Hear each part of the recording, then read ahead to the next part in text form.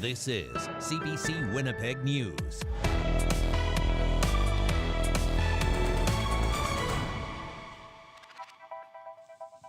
Good evening. Thanks for joining us. Could Winnipeg drivers soon be forced to slow down? The city's public service is suggesting the default speed limit be dropped to 40 kilometers per hour in Winnipeg. CBC's Cameron McLean has been digging further into the proposal. And Cameron, why is this being recommended? Road safety advocates have called on the city for years to lower speeds in residential areas. Studies have shown that lower speeds lead to fewer collisions and less serious injuries. In 2023, the city launched a pilot project testing out lower speeds in 4 areas. Now the results of that project are in, and the city is recommending lowering speeds in all neighborhoods, including here in Wolseley, where I am now. So Cameron, what kind of reaction has there been to the city's plan so far? The city's report says feedback has been mixed. Some people support lower speeds for safety, while others worry about increased costs and travel times. We spoke to some folks to find out what they think. I think on the main streets, I think that would slow traffic down too much. I think on the residential streets where there's more houses and kids playing, I think 40 would be appropriate. Well, I think that things are fine the way they are, so I'd keep with the 50. If it slows down everything, we already have a lot of bottlenecking, so, that would just add to it, I think. A citywide survey found that 72% of respondents would support lower speeds and be willing to accept longer travel times for the benefits of reduced speed. The plan also makes some exceptions. Some neighborhoods would have lower speed limits set at 30 kilometers an hour, while larger collector streets would maintain 50 kilometer speed limits. Arterial roads would not change. All right, Cameron, so what would need to change for all of this to happen? If council approves the change, the first step would be to ask the province to change the Highway Traffic Act, allowing the city of Winnipeg to set the default limit at 40 kilometers an hour. So we also got an update on a plan to improve safety for cyclists along Wellington Crescent. What have you heard about that? Well, the city is recommending going ahead with a plan to install temporary bike lanes along Wellington between Academy Road and Stradbrook Street. But Public Works Chair Janice Lukes wants to skip that plan and go straight to a permanent fix. That angered cycling safety advocates who showed up today at City Hall in protest. The city had planned to start installing the temporary bike lanes this spring, but work on permanent ones wouldn't start until at least next year. That plan also called for lowering the speed limit along that section of Wellington to 40. Brittany? All right, thank you. That's CBC's Cameron McLean. A couple of businesses are finding out it's easier to remove tattoos for their clients than it is to remove bad reviews online. 2 local tattoo removal shops in Winnipeg have been the target of extortion attempts. Scammers are leaving fraudulent Google reviews about their business and telling the owners to pay up to get them taken down. CBC's Mike Arsenault explains. Jenny Lee Martineau helps people shed their old ink. Her online reputation was good until last week. I got this really negative review. I read it. It was really upsetting. I had no idea where it was coming from, and I didn't have this experience with this person as a client. Over the next few days, she received 8 more negative 1-star reviews on her page, all of them worded exactly the same. Then she got a message from an international number asking how much she'd pay to make the reviews disappear. It's asking me how much to remove these reviews, and it has a screenshot of my most recent negative reviews with circles around it. Martineau realized this was an extortion scam. She reported to both Google and Winnipeg police. Chris Woiwada got the fake reviews too. He owns Bionic Tattoo Removal. The comments on his page all worded exactly the same. Once I figured out that it was a false or fake review, I just got kind of angry or annoyed with the process behind removing it and had the ease that they were able to just go on and leave that thing sit there. So it's a very negative tick for a business. Woiwada was also sent a message asking for money to remove the reviews. He says getting in touch with Google is hard, and he worries the negative feedback could impact future business. You know, for a new customer who's never been here, they wouldn't know that those reviews would be false or doctored or spam. So there is a possibility that a new client would look at that and not want to contact. Waiwata says his reviews have since been removed. Martineau says 6 of her 8 have also been taken down, but it means extra work for her. And it's become kind of a job trying to have to manage this and also let people know that this isn't real. Winnipeg police encourage people to report these types of scams to the platform, in this case, Google. They say if you're getting calls or texts threatening extortion, you should document everything and report the incident to police. In an email, Google says they're aware of the fake reviews impacting the 2 businesses and they're looking into it. Mike Arsenault, CBC News, Winnipeg. Nearly a dozen threats have been made against Winnipeg schools over a roughly 2-week period. One of those threats was made towards Windsor Park Collegiate, where classes were cancelled today. Police say all were hoax calls targeting schools in Winnipeg. A 30-year-old woman from Toronto and 2 teens aged 13 and 16 face charges of uttering threats in connection with 3 of the 11 threats. Police say a 10-year-old was also sent to a provincial prevention program related to another. Police say while the threats were not credible, all must be taken seriously, which takes resources away from real emergencies.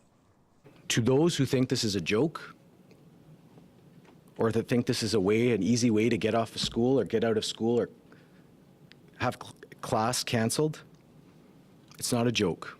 It's not funny. Police agencies in Manitoba are joining forces to crack down on illicit drugs. Officials say this level of coordination is unprecedented but needed. The CBC's Ian Fraze reports. The flow of drugs into Manitoba keeps happening. Justice officials say they're outmatched. We're one step behind the drug dealers and the gangs. That's why Justice Minister Matt Wiebe is bringing police forces together for a new task force on drug enforcement. That is really what we're bringing to bear to tackle the toxic drug crisis. They're being advised by Canada's fentanyl czar. No simple agency on its own, no matter how capable, can meet these challenges alone. Officers already share intel during their investigations, but the head of Winnipeg's police says policing agencies should be meeting and coming up with strategies. Maybe that we haven't thought of for in this province, or maybe weren't attainable without some support from other levels of government. But the Progressive Conservatives say this sounds familiar. In 2018, the Tory government of the day unveiled its own illicit drug task force. This is another example of their recycled announcements. Police say international cartels bring most of the drugs into Manitoba, but how it's getting distributed by street-level dealers and gangs is evolving. Now, crime groups work together. It's whoever has product, whoever has the money. Also changing the drugs being smuggled. Crystal meth and methamphetamine is taking over the city of Winnipeg. It's taking over the city of Brandon, and it is slowly creeping into rural Manitoba. The task force is also expected to carry out targeted meth sweeps. Ian Fraze, CBC News, Winnipeg. We're hearing from relieved Manitobans who landed at Richardson International last night after being stuck for days in Puerto Vallarta. Shelter-in-place warnings are still in effect for the western Mexican states of Jalisco and Nayarit after violence sparked by the killing of a cartel leader Sunday. Global Affairs Canada says no new incidents have been reported since Monday. Hundreds of Manitobans were on the first WestJet flight back to Winnipeg from Puerto Vallarta last night, including one woman who says she was just a few kilometers away from the violence. It was frightening. Actually, we didn't know what was going to be happening. We didn't know whether we'd be able to get out of there, but we were assured by the Mexican people that everything was going to be okay and to just stay safe indoors and that it would pass. At least one flight between Winnipeg and Puerto Vallarta was canceled Wednesday. Up and down weather as we get through really the next 2 or 3 days across the province. So here's some of the high-level numbers. words for you as we get through really the next 5 days. First, a pair of clippers pushes through as we get through Thursday, and then another one as we get through the day on Friday. That will warm temperatures up until we get into the day on Saturday, and things drop significantly from there into the weekend, and I'm talking about a return to more winter-like weather. So we're seeing some flurries across the southern part of the province, riding in along a warm front. This is what's going to start to elevate our temperatures across the south as we get through the overnight hours. So temperatures hang around -12 through the night tonight. A few flurries through the night, a light southwesterly wind, maybe a few scattered flurries first thing in the morning, and it's up from there by the time we get to the afternoon, all the way up to -3 in Winnipeg. Temperatures much warmer than this as we head into the day on Friday, and then it all collapses from there. I'll have the details in a bit. Thank you, Riley. Welcome. Drivers at one downtown parkade are pushing for change. Why they say it's time to beef up security. More on that next.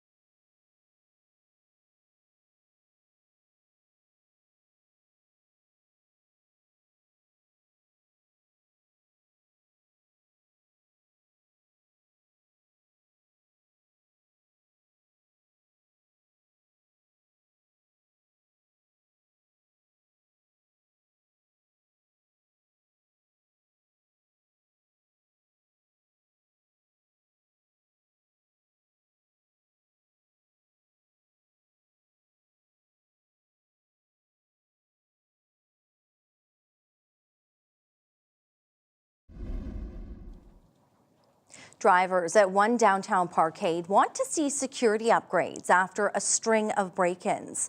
Cars have been smashed and vandalized, but they say instead of beefed up security, their concerns are being brushed off. The CBC's Santiago Arias Orozco has that story. So last week they broke the window. I quickly just had to wrap it. Joel McCauley's car has been broken into 4 times in 3 weeks. When you go to sleep at night, I'm always worried about am I going to get up in the morning and somebody's, window is going to be smashed out, or is my window going to be smashed out, or is anything going to be stolen? McCauley says he pays $150 a month for a covered parking spot. It's at Hargrave Street and St. Mary Avenue. The single father lives in the apartment above and thought the parkade was his safest option. It's under our building, it's covered, it's heated, and it should be safer. But at this point, I feel like parking on the street. Within the first days of moving downtown, he says someone went through his car twice. He says his daughter's car seat was stolen. Just last week, a window was smashed during another break-in, even though his car was unlocked. And on Monday, he found dirt and footprints on the seats. It's disheartening, to say the least. More than 500 parking spots are available at the Lakeview Square Parkade. They're managed by Impark.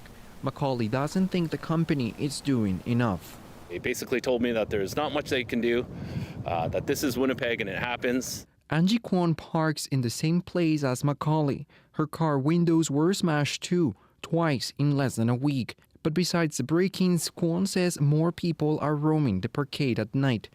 The CBC reached out to Impark but has not received a response. Boat renters would like to see more security guards, cameras, and lighting in the parking lot. I'm convincing my parents to move out of that apartment so that at least they can go home to suburbia or somewhere a little more secure so they don't have to worry. McCauley is considering living downtown too if security at the parking lot doesn't improve. Santiago Arias Orozco, CBC News, Winnipeg. A new survey is showing the city how transit service is affecting downtown Winnipeg. The big change last summer isn't sitting well with a majority of respondents. As CBC's Josh Crabb reports, the city is making changes. Getting downtown by bus is more difficult for hundreds of respondents to a recent survey since the massive overhaul last June to Winnipeg's transit network. Nolan Day says his commute is more than 20 minutes longer. A longer walk or longer wait times. It's kind of pick your poison. The Downtown Winnipeg Biz Probe Research Survey was completed by 1,395 Biz members and stakeholders. While it's not representative of all transit users, 84% of respondents say they're dissatisfied with the new service. The survey found commute times have increased by an average of 22 minutes. Half of respondents are driving or catching a ride instead, and nearly 20% are working from home. 70% of people surveyed say they're visiting less. Those numbers are concerning for Downtown Winnipeg Biz CEO Kate Fensky because it's having an effect on stores and restaurants. I wouldn't say that we are surprised with the results. I think there's a great opportunity here to improve the system. We know that the city is absolutely open to doing that. Winnipeg Transit says it's listening to the concerns of people downtown. It says improvements are coming this spring, and there are more proposed changes to help improve service in the downtown specifically. It was concerning, it was a little disheartening, but that's where we need to know that at Transit, we just got to pull up our socks and we got to make sure we're making good changes that help our passengers out. Senior transit planner Adam Badowski says changes are proposed to 3 downtown routes, the D19, D18, and D16. The proposals will go before the Public Works Committee in early March. City Councillor Janice Lukes, who serves as chair, supports the plan. It's not the silver bullet to make all the difference, but it will make a big difference, and we'll continue working with the Downtown Biz. If approved, those changes would take effect in June. That's in addition to tweaks already approved for the spring schedule. Starting April 12th, you can expect to see more buses on some of the busiest routes and service on 10 routes extended until after midnight. Josh Crabb, CBC News, Winnipeg. The inquiry into the construction of Winnipeg's police headquarters heard from the original firm hired to design the project. ACOM's former vice president testified his company originally got along with contractor Caspian Construction. The inquiry heard Caspian soon complained about the progress of the design, and the city eventually set a price for the construction project based on incomplete designs. He testified Caspian wanted changes that weren't appropriate for the police and said ACOM had to leave the project. We could not work in that toxic environment. We couldn't see ourselves working with the city officials and with the contractor, being Caspian, in continuation during the construction phase. A Manitoba judge concluded the city removed AECOM and replaced it with another firm at Caspian's behest. The Police HQ project ended up over budget and subject to RCMP allegations of construction fraud.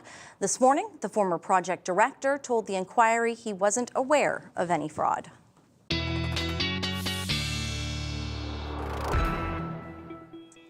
Well, Riley is in now, and if you like amusement park rides, we are on a weather one right now. This roller coaster once again. Roller coaster, the yo-yo, the up and down slide. I don't know. All of it. Pick your words. Yeah, and we're going to be in this for a few days, Brittany. I'm going to start with the temperature trend. This gives you an idea of where we're going. So note that we are looking at a normal high for this time of the year of -6. So here's what happens to our temperatures. Yeah, really look at this up and down that we're going on here. By Friday, up to the freezing mark. And then look at how that just collapses into the weekend, down below seasonal once again. And then we start to ride back upwards as we get into the beginning of March here. So prepare for another round of this freeze thaw as we get through the next several days. Really across southern Manitoba, the northern half of the province stays close to or even well below the seasonal mark into the Hudson Bay coast, for example. So that's what we're contending with. This all the result of a couple of clippers that push through, very quick moving. So the first one back into Saskatchewan, it's pushing some snow along a warm front. That's pushing through. That's what we're seeing out the window right now through parts of southern Manitoba. And a little bit more coming as the low itself pushes through, and then we get another round of this. The second one tracking a bit further north this time, although I do think as we get overnight into Friday, there is the chance that we do see a few scattered flurries in parts of southern Manitoba, but certainly we're looking at the main axis of this traveling a little bit further north as we head into the day Friday. Even pre-dawn, Flin-Flon, the Paw for the most part out of the snow, but then we get into some gusty conditions before we get into some real cold as high pressure sets in behind that. So once these two clippers come through, that cold front swings through, this high pressure to the north really slams the door shut on some of that warmth and really ushers in some much, much cooler conditions as we get toward the weekend here. So pretty generally looking at a couple centimeters, a good dusting really across the south into parts of the Inner Lake and certainly into northern parts of the provinces where we are looking at perhaps more of a snow event to the tune of even 5 to 10 centimeters likely through places like Norway House. This Flin-Flon number perhaps a little bit on the high side, but generally speaking looking at a bit of accumulation in northern Manitoba by the time we get toward the end of the work week and into some of that much, much colder air. So here's a snapshot of what we're looking at temperature-wise. By the time we get into the afternoon, yeah, quite the difference from today, even up to +2 in Melita, -1 in Brandon, -3 to -5 across the Red River Valley. Compare that to northern Manitoba, -14 in Thompson and -26 in Churchill. So quite the temperature gradient across the province tomorrow. Looking at that 0 Brittany for Friday, northwesterly winds quite gusty, and then that temperature collapsing into the weekend at -18 on Saturday. All right. Thanks, Riley. You're welcome.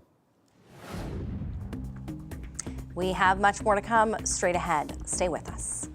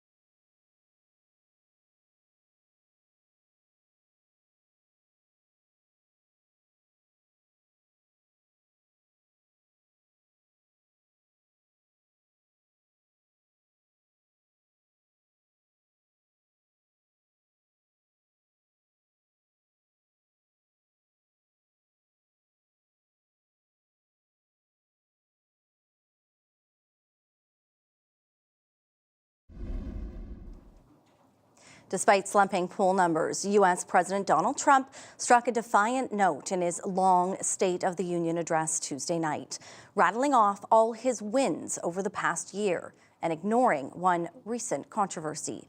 Willie Lowry has more.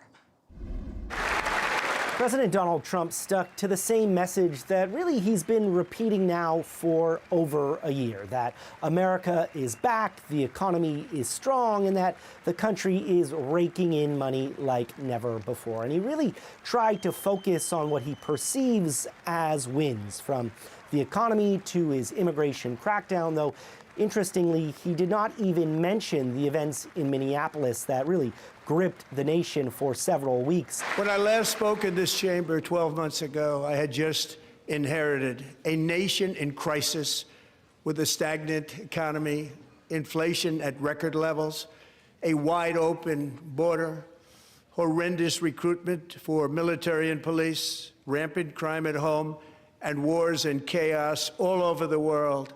But tonight, after just 1 year, I can say with dignity and pride that we have achieved a transformation like no one has ever seen before.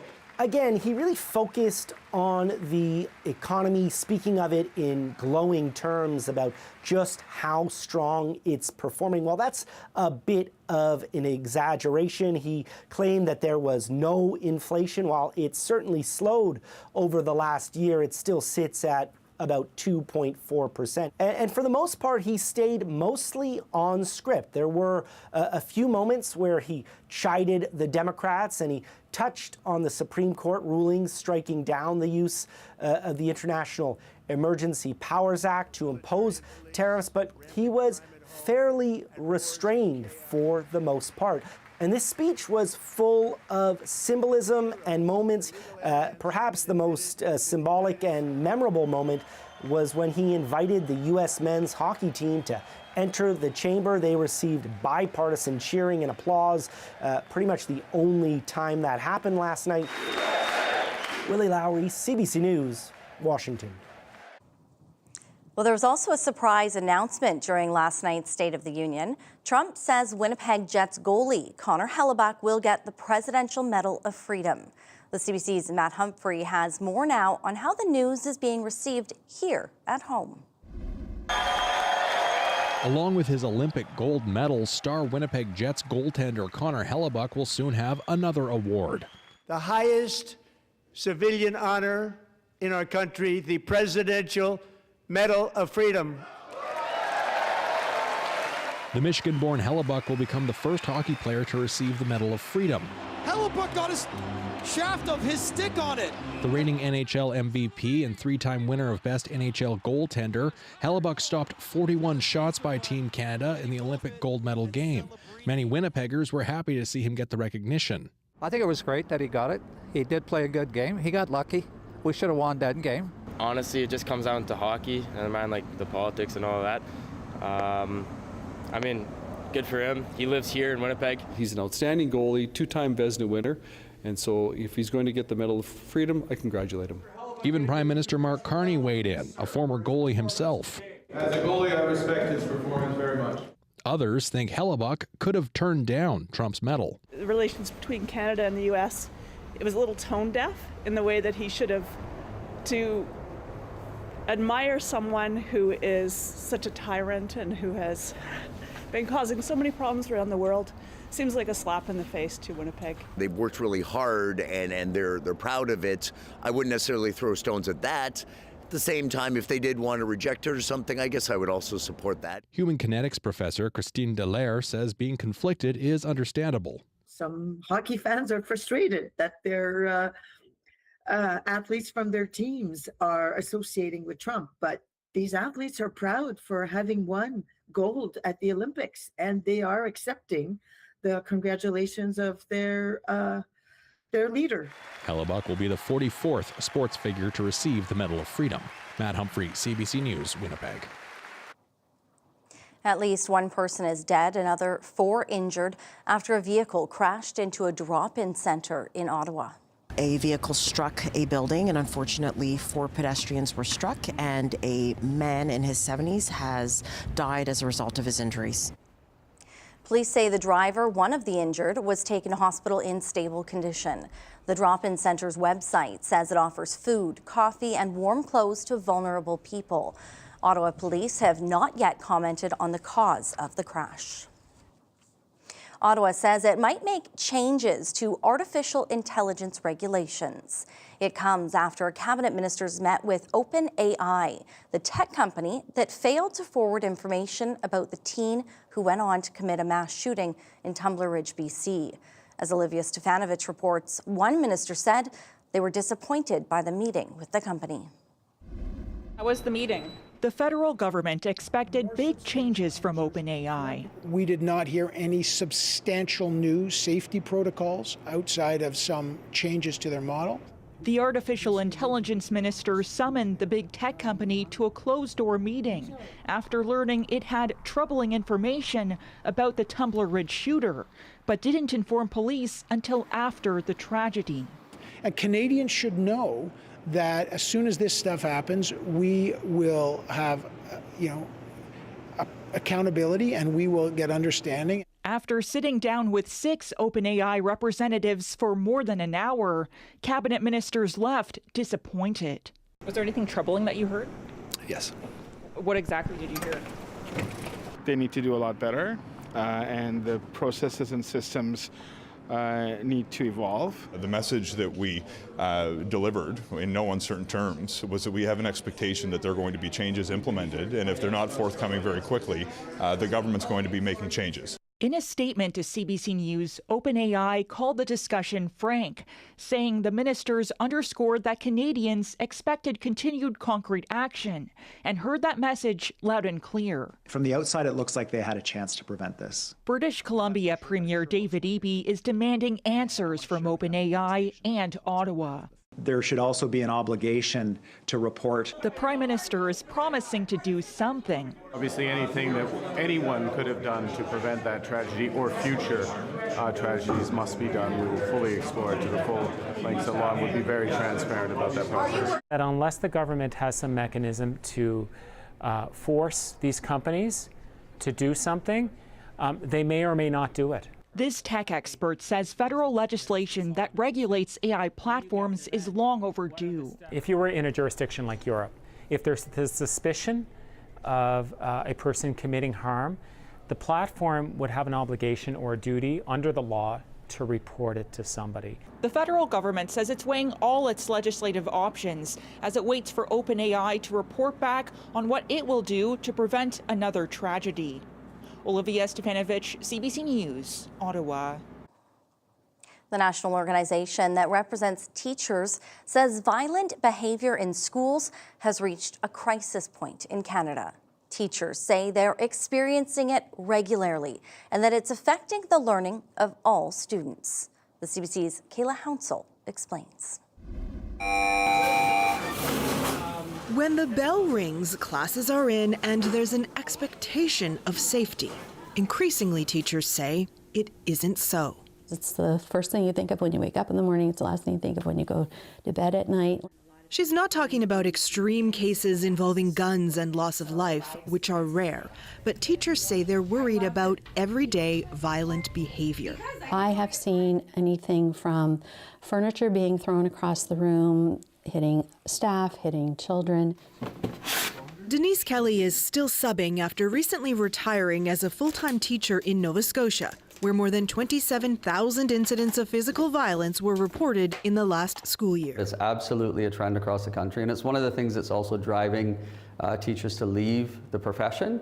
In a recent nationwide survey of its members, the Canadian Teachers Federation found 100% of elementary school teachers were significantly concerned about violence in their schools. In Ontario in 2025, teaching assistants filed more claims to take time off work as a result of workplace violence than any other profession. Elementary teachers came in fourth, and the number of claims elementary teachers filed in 2025 was more than 4 times that of 2021. So we're talking about harassment and violence in the workplace that is extremely pervasive.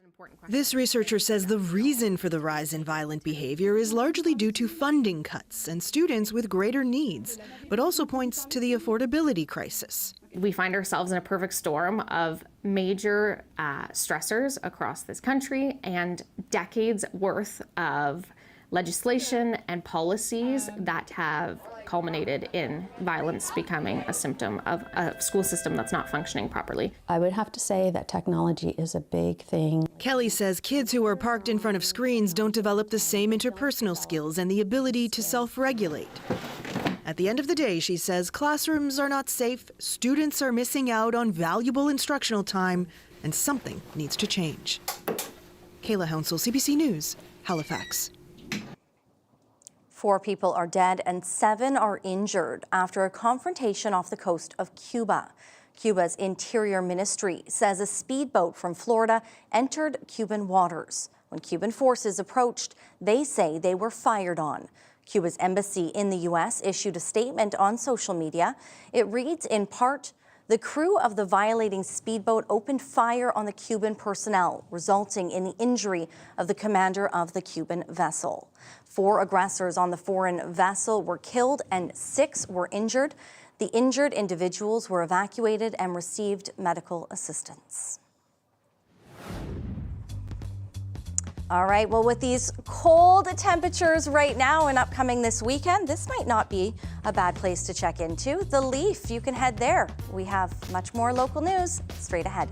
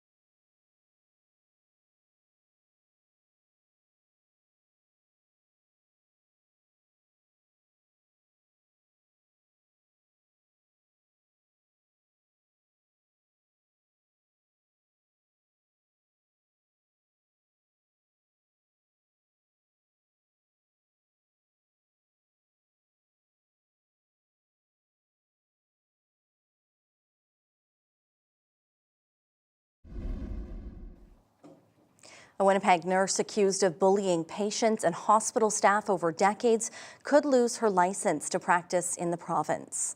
An inquiry panel with the College of Registered Nurses of Manitoba heard 3 complaints made against the nurse. She's accused of being condescending, bitter, and verbally abusive to colleagues and patients. One doctor said the nurse had a repeated pattern of bullying and racist behavior. She's been licensed in Manitoba since the mid-1990s and did not show up for her hearing. She cannot be identified until a decision is made.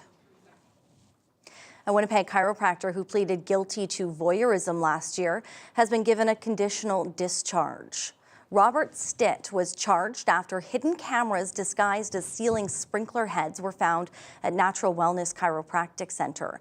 Videos of 8 patients in various stages of undress were discovered, including one whose breasts were exposed. Court heard the cameras were installed to address theft and the videos were not made for a sexual purpose. The judge who sentenced Stitt called it an extraordinary mistake in judgment. The Manitoba Chiropractors Association says Stitt is still suspended and will now go through its disciplinary process. Ralliers at Brandon City Hall today called for the criminalization of forced and coerced sterilization in Canada. The rally marked the National Day of Action to support a parliamentary bill. If passed, the bill will make forced or coerced sterilizations a criminal offence. A Sioux Valley Dakota Nation woman who underwent an unwanted sterilization in the 1980s spoke out at the event. She says seeing the bill passed is part of her healing journey and will protect future generations. Indigenous people that have been wronged across Canada and likely all over the world. And so we need to come together and work together, and we need to push these things so that the government realizes that all this harm that was done to us is not acceptable. And, you know, it ends today. The senator sponsoring the bill hopes making it a criminal offence will stop doctors from conducting a procedure without proper consent. It passed in the Senate last fall and will be debated in the House of Commons in Ottawa on Thursday. A wide-ranging report into poverty in Manitoba shows a slight improvement in the rate of poverty, but the depth of poverty is the worst in Canada. It's part of a report by Campaign 2000 End Child Poverty. Manitoba has the second highest rate of poverty after Saskatchewan, but only because Saskatchewan's got worse this year. There are still more than 85,000 children living below the poverty line. The Social Planning Council of Winnipeg says poverty reduction must be addressed in the upcoming budget, but there are other strategies that can also help. We all know that $10 a day childcare is good, but we also know anecdotally that families who perhaps need it the most aren't getting it. It's still too much money for them, but we still lack places. The authors of the report are calling on the province to have a basic income for all and better supports for children aging out of care. The mountains of snow clogging St. John's, Newfoundland could soon be washed away. The federal government has granted permission to dump it into the harbour. The St. John's area saw more than 165 centimeters through February, and many residents are fed up with the epic snowbanks clogging their streets. Logistics are still being worked out with the Port Authority, and it's unclear when the work could start.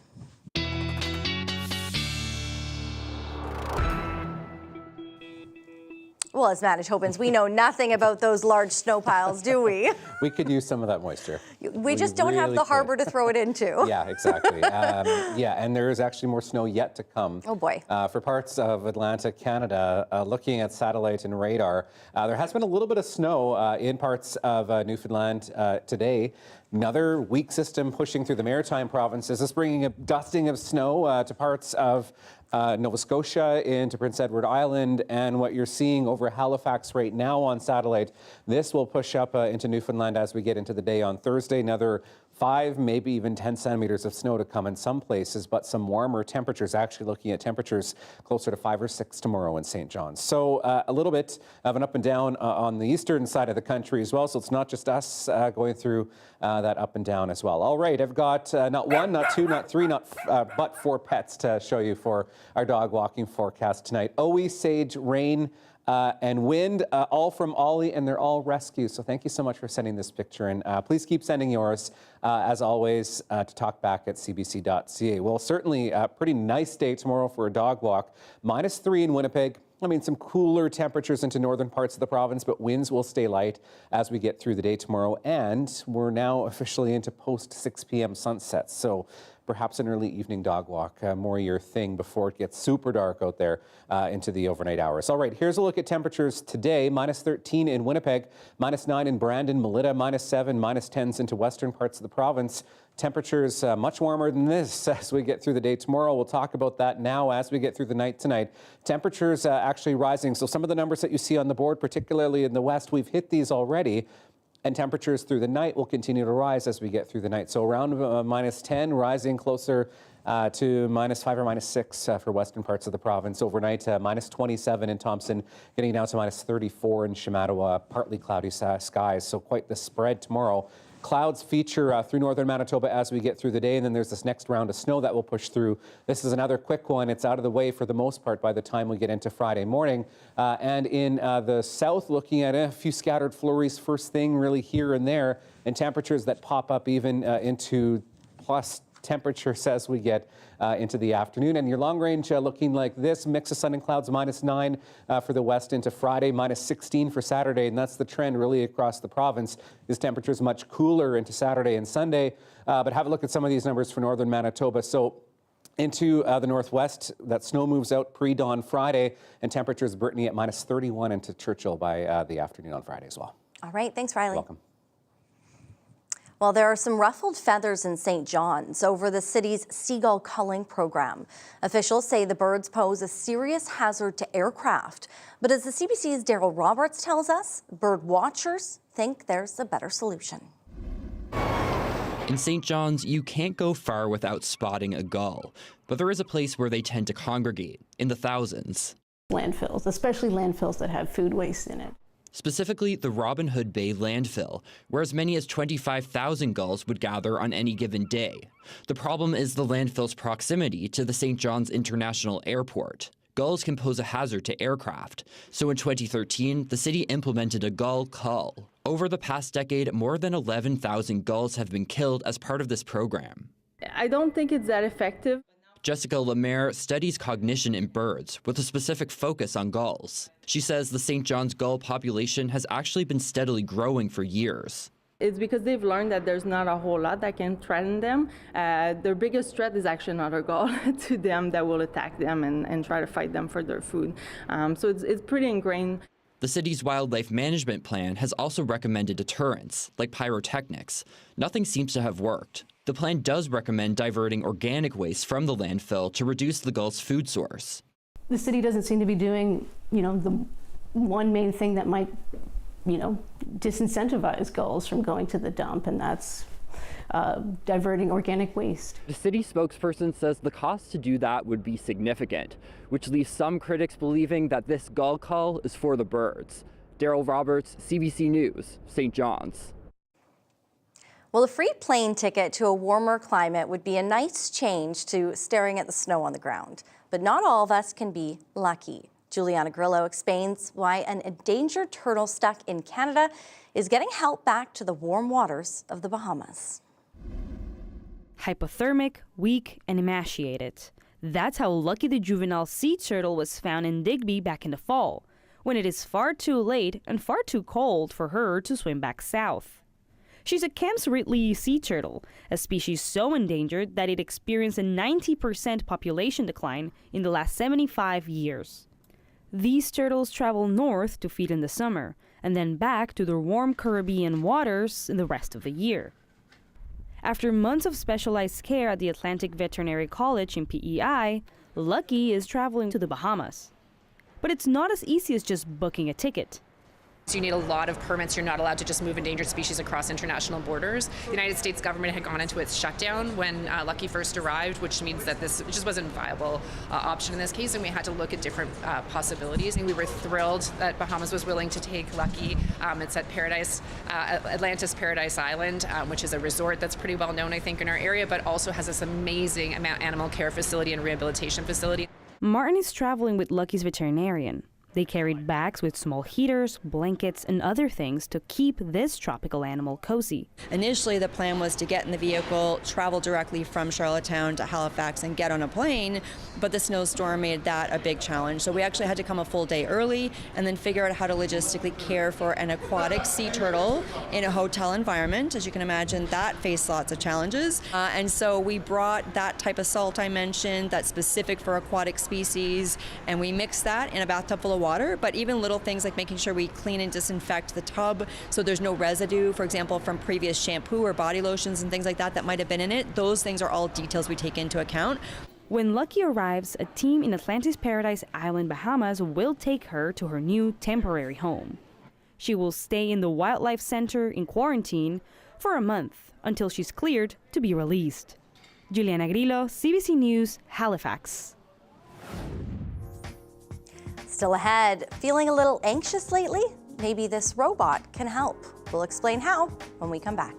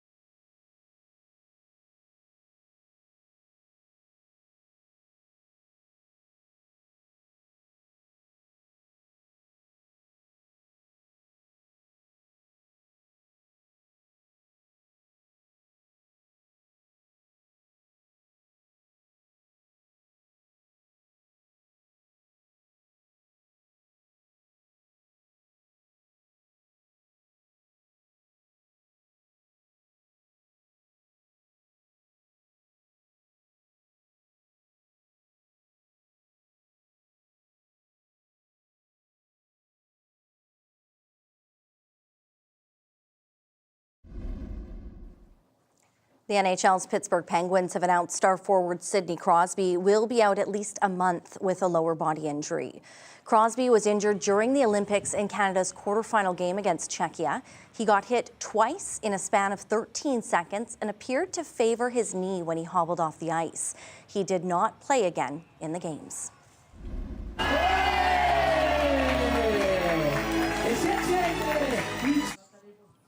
That's the flame for the Milano Cortina 2026 Paralympic Winter Games. Paralympians lit the cauldron last night in England at the stadium where the Paralympic movement was born. Torchbearers will carry the flame across Europe to Verona for the opening ceremony on March 6th. And CBC will have full coverage of the Paralympic Winter Games on CBC TV and CBC Gem.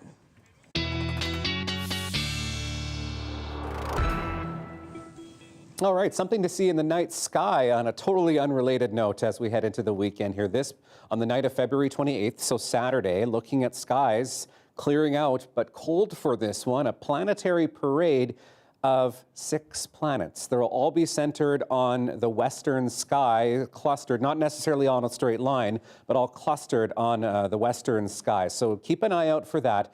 Just after sunset Saturday night, Jupiter, Saturn, Mercury, Venus, likely you'll be able to see those with the naked eye. You'll need binoculars to see a couple of others. Mars, you won't see for this one. That was the one that we saw last year with all 7. So here's your 7-day forecast now, looking at 0 by Friday. Chance of some flurries as we get through the day on Sunday, and looking at temperatures rebounding back to freezing by next Tuesday. Well, in this day and age, we can probably all use a moment of Zen, or 2, or 3, or 4. Well, now you can get that Zen with the help of technology. Here's your Daily Lift.